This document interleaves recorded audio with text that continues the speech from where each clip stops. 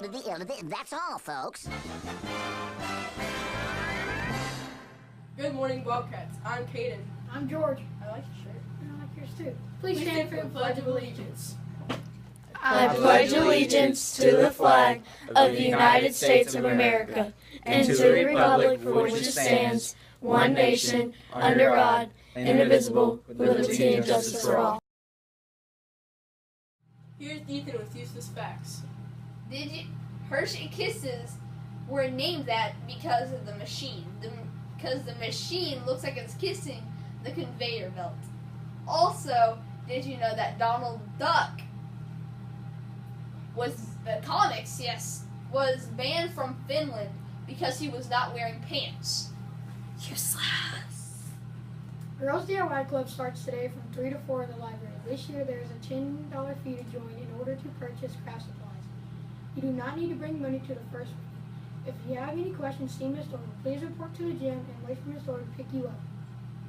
Y Club after school today is for Bill Ryder's only.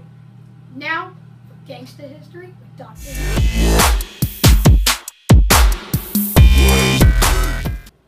Hey, B's and G's, time for another day in Gangster History with Dr. H. Today's is 25 September, or September 25th for you non-military types, and here is what we have today. On this day, one of our most famous explorers started his journey on his second voyage to the New World. Yes, our very own gangsta, Christopher C. Yeah, Columbus was so important, we named cities after him, we erected statues to him, and we even made state holidays in which students get the day off from school and banks are closed. Not in Kentucky, though. No, we don't celebrate the gangster here, but other states do. It won't shock the 8th graders because they know better, but it may shock you to know that Christopher C. never set foot in North America. Whoa, Dr. H, you mean we're celebrating a half-truth? Yeah, and it gets worse, B's and G's. You see, Columbus, he quickly realized that the natives he met were real naive, like they're real gullible, and they're overwhelmed by European stuff, right? Like, give them some beads, and they'd be like, oh, dude, white European, these beads are so cool. Can I have more?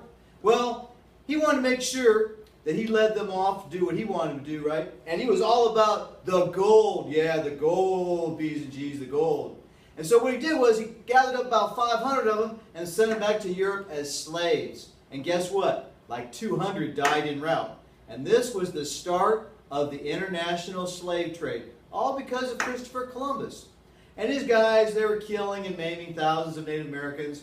And basically, because of his cruelty, even his cruelty was so bad, the King of Spain, King Ferdinand, had to put him in jail after his 3rd trip. He's like, Columbus, brother, you are off the chain. You need to get some time out in my nice little cozy little jail right here. And then when you're done, chilling out for a while, I'll let you go back. And he did. So I have a funny story to tell you about old Christopher C.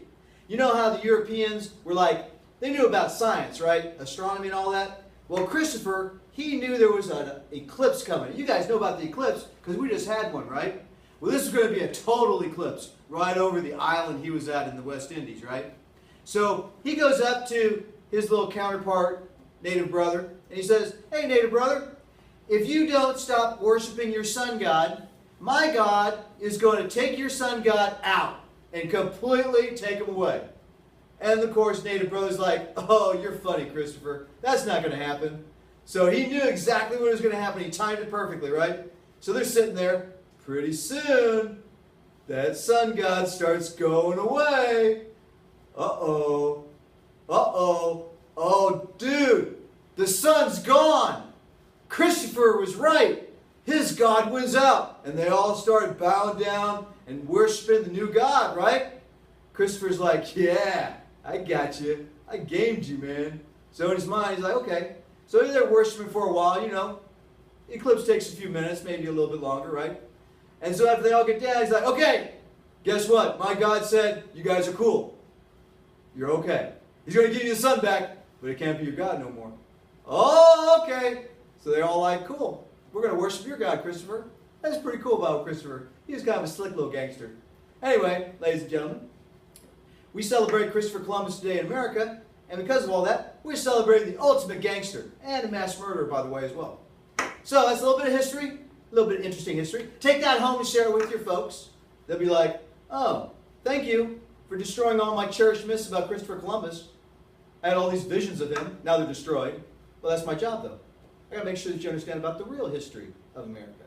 And that is a little bit more with Gangster History with Dr. H.